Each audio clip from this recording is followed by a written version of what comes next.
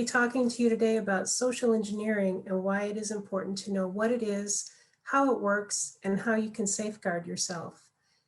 After Lee's wonderful introduction, I'd like to introduce myself again and just kind of go over what he said. My name is Susan Fowler. I've been working in the information security field for a little over 4 years. I switched careers to InfoSec from a non-technical role. I had always been interested in computers, but didn't pursue that path until later. I was in the first SANS Immersion Academy for women and was able to earn the GSEC, GCIH, and GCIA certifications through that program. Gaining those certifications helped to give me a solid technical knowledge to start my InfoSec career. I also earned a bachelor's and master's degree in information security. Social engineering is important to me because one of my relatives was a victim a few years ago. They received a notice that their computer contained malware and were told to call a number from Microsoft to remove the malware. Of course, it wasn't Microsoft on the other end, but scammers. They requested control of the computer and kept it for a long time, pretending to look for and remove the malware that was not there, and charged a lot of money to do so in the process. The social engineering attack was so smooth, my relative didn't know that they'd been compromised until they mentioned it several weeks later.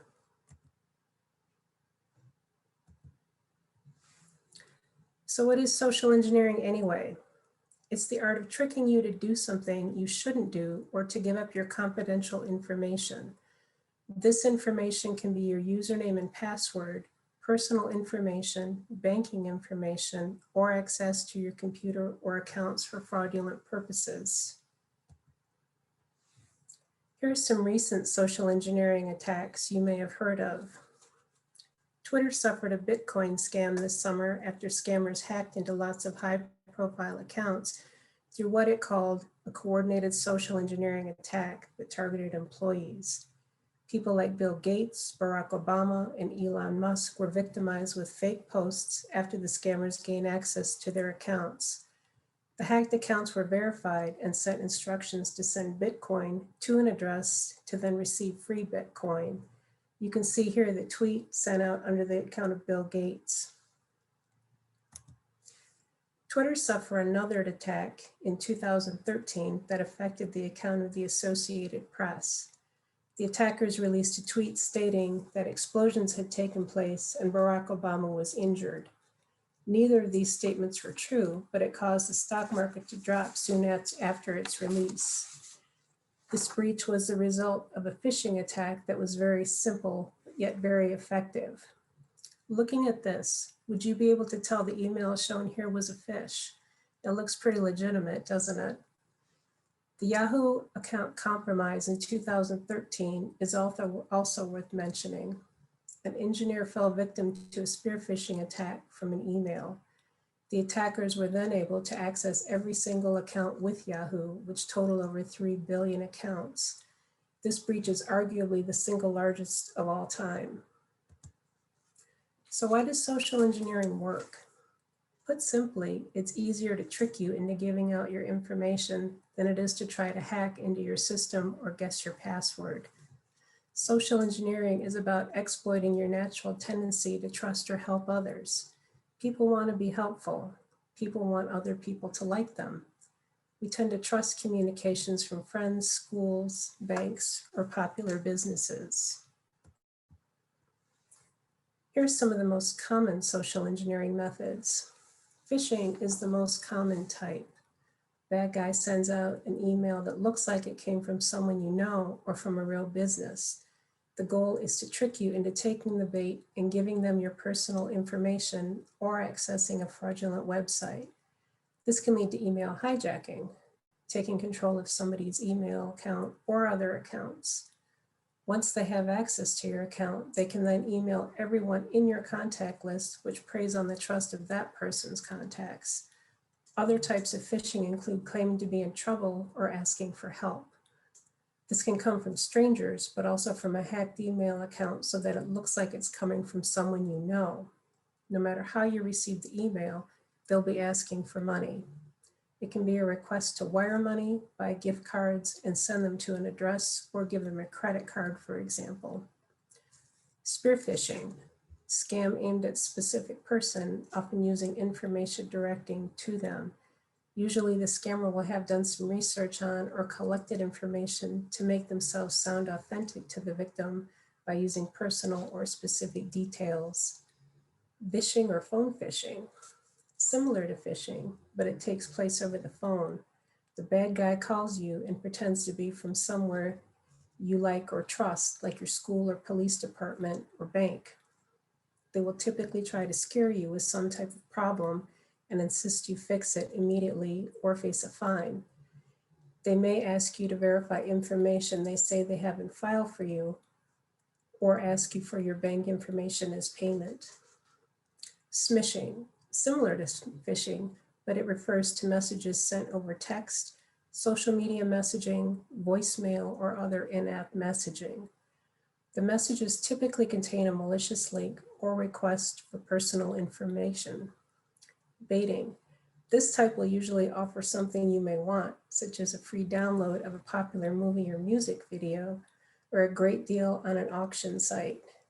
They may notify you that you won a prize and ask for your bank information to send it to you.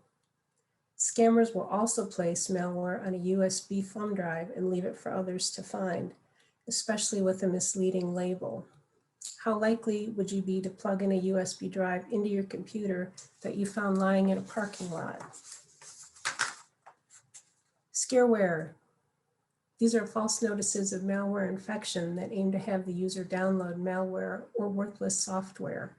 These can be pop-up banners that offer to install a tool to clean the infected device or direct to you to a phone number or malicious website. And this is what my relative was victimized with. Typo squatting, URL with a common spelling mistake that directs to a website that may try to sell you something, steal your information, or deliver malware to your device. Social media request. You receive a request from a person with some of the same friends as are in your friends list, so you accept. The new request then sends you to a link, a video that installs malware on your device when you click on it. These are methods of current social engineering techniques. Scammers are always trying to evolve their methods. Oops. This slide shows how common and effective email phishing is. According to research done by Tessian.com, 96% of phishing attacks are done by email, with 88% of organizations globally reporting they have been the target of a spear phishing attack. On this slide, you can see the average cost to business of one phishing attack is almost $1.6 million. Another 1.5 new phishing websites are created each month. 95% of all attacks on a business network were phishing attacks. In 2018, almost 1.5 billion was stolen due to fraud related to phishing. And these are some big numbers. So how can you spot a social engineering attack? Scammers want you to respond without thinking of the risk, which is what you shouldn't do. Here are a few things to think before you respond. Are they trying to make me anxious? Is the message trying to scare me or make me worried? For example, the sender is stuck in a foreign country and asks for money to get home, then gives instructions on how to send money or a plane ticket to them. Does this message come from a legitimate sender? Look at the email address or social media profile carefully when getting a message. There may be a misspelled character, such as user.examle instead of user.example. There may be fake social media profiles or other details. How long has the profile been active? I've received friend requests from profiles that were open the day before with only one friend, and the profile's location was from thousands of miles away. Does the website I'm on look right? Do the pictures look blurry? Are the company logos old or misspelled? Are there typos on the web page or in the advertising? Does it sound too good to be true? Why am I being offered this item or service? Did I enter a contest I don't remember? Why is someone trying to give me something and not wanting anything in return? Are there links or attachments? Are the links or attachments labeled with names that don't match the message or company? Can the sender prove who they are? Are they asking you to verify information they should already have? Let's take a look at some examples. This message on this slide looks like a typical email from a school or routine account maintenance. It tells you that your account is about to expire and to change your password using the link in the email, which will most likely take your username and password information. This method uses a sense of urgency to make you want to act immediately to update your information because it's about to expire, and to use the handy link they provided to you in the email to do it. What can you do in this case to make sure you are not using a legitimate website from your school? Enter the school's URL into the address bar and access your account there. You can also hover over the link to see the URL the link will be directed to. We'll talk about hovering more over the link in the next slide. Oops. In this example, we can see an email from a person you may know or trust. You can discover by hovering your mouse over the link to show the URL the link will be directed to, which will display in the bottom left corner or over the link itself, as you can see in the slide. As we can see, the URL does not match the site it's claiming to be from. Be very careful when hovering to make sure you don't accidentally click on the link. Here's another example. This notification from PayPal not only is trying to make you react quickly to a declined transaction, but it is trying to send you to a different location by directing you to a mismatched URL address connected to the link.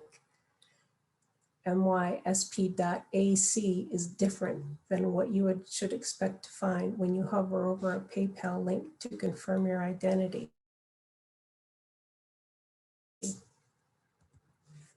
Typo squatting or URL hijacking relays on common mistakes a person makes when entering the website address into the address bar.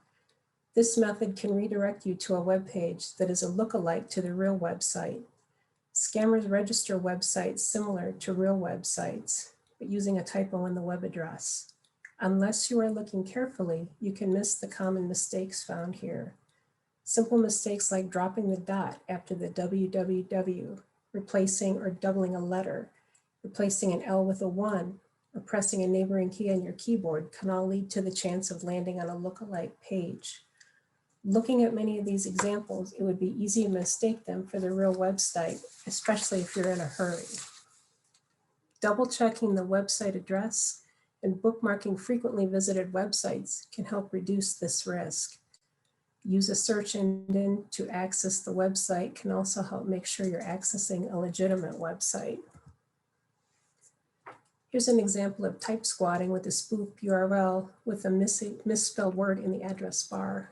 It looks like a real Amazon sign-in page, and if you weren't careful, you would proceed to enter your username and password into this form that looks like it came from Amazon.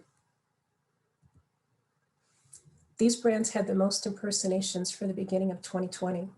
Why would these brands be the most impersonated? They're all trusted and often use email to communicate with their customers. When we receive an email from one of these well-known companies, it's easy to provide what they're asking for, as many people probably have accounts with several of these brands. Since the outbreak of COVID this year, Zoom has become the most impersonated company in email attacks during the second quarter of the year, according to Tessian.com. What can you do to protect yourself from social engineering attacks? First thing, slow down. If the message wants you to act fast, ask yourself why. Carefully review the message and the reason for the rush. Beware of act now requests. Find the facts. If you are not expecting an email, be specific, be suspicious. If the email looks like it came from a company or school you know, use a search engine to find the real site or phone number. Be cautious of links. Hovering over a link will show you the actual URL over the link at the bottom of the page, or can be spoofed by a good fake. If in doubt, use a search engine to find the real website or open a new tab and navigate to the web page directly. Even if a sender appears to be someone you know, if you're not expecting an email containing an attachment or link, no matter what it's named, it's a good idea to check with the sender before downloading or opening. Be wary of messages containing bad spelling or grammar. If you don't remember entering a contest, you probably can't win the prize. These are likely scams. If it looks too good to be true, it probably is. Be aware of downloading anything you weren't expecting or know who sent it to you. Never attach a thumb USB drive to your device that you don't know where it came from. Anything from a foreign country, such as a lottery notice or unexpected money from someone you don't know, will almost always be a scam. The same goes for requests to transfer money to another country. Don't give out your username and password to a form from an email. If an email asks you to sign in before you do anything else, verify who the request is from. Never give out information to calls, texts, messages, or emails that you don't know and trust. If someone calls you asking to verify information about yourself, don't provide it to them. Call back a trusted number for the business or school from their official website. Be careful and think about what you're posting on social media. Don't post your direct contact information to any public profiles. Avoid posting names or pictures of places you go frequently, as well as home and school locations. Accept connections on social media from people you know and trust. Remember that people could trick you into opening links or attachments on social media by sounding like someone you know. Also, make sure you sign out of social media accounts if you're using a public computer. Avoid filling in surveys or playing games that require a login through your social media account. When using Twitter, be aware that links in conversations can lead to malicious links also. You don't know where they came from, or even if the person sharing the link is a scammer or even a real person. Private messages containing links should also be carefully reviewed before accessing, even if you think it's a job offer or communication from your school.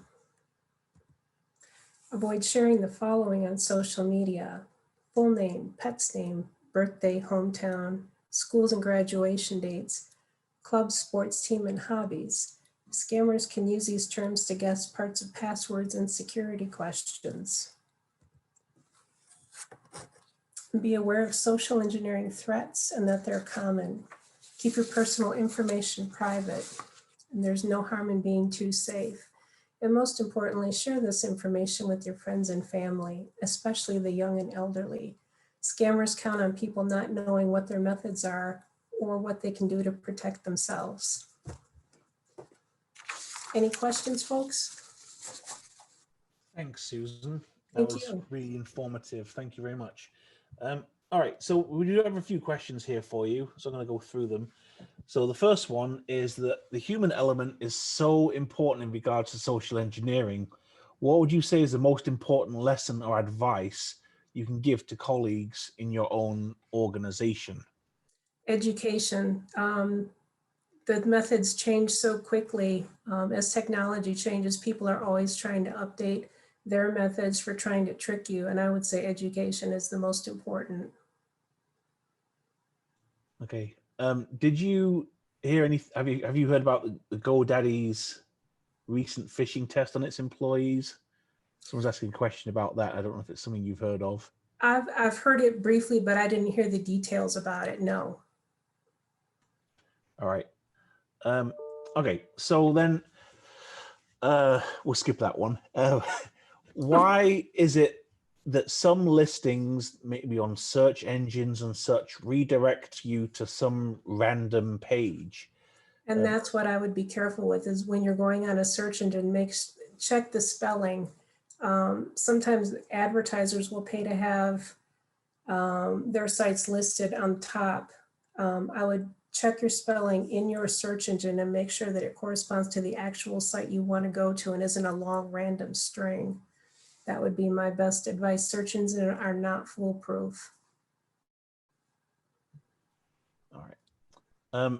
And kind of in regards to that a little bit, would you say that DNS filtering is going to be beneficial to help mitigate some of the phishing attacks you might see? I think it would. So would a spam filter, turning that on, just a simple spam filter on your email. any filtering that you can implement would be helpful. Okay, wonderful. And then what are some of the experiences from your own background? What's like some of the weirdest or perhaps more ridiculous phishing attacks that you might have seen? I would say the one from my relative was I'd never really seen that before, where they didn't put anything on her system. They just they made her think there was something on her system. That was kind of a new one on me, where I'd always thought it was people were exploiting some type of weakness on a person's system and taking advantage of them. And this, they took advantage, but they didn't actually place anything on it. It was all making her think there was when there wasn't. Okay. Let's see. Despite the phishing and social engineering attacks that we see in the media, there still appears to be some resistance in regards to security controls as they conflict with business needs.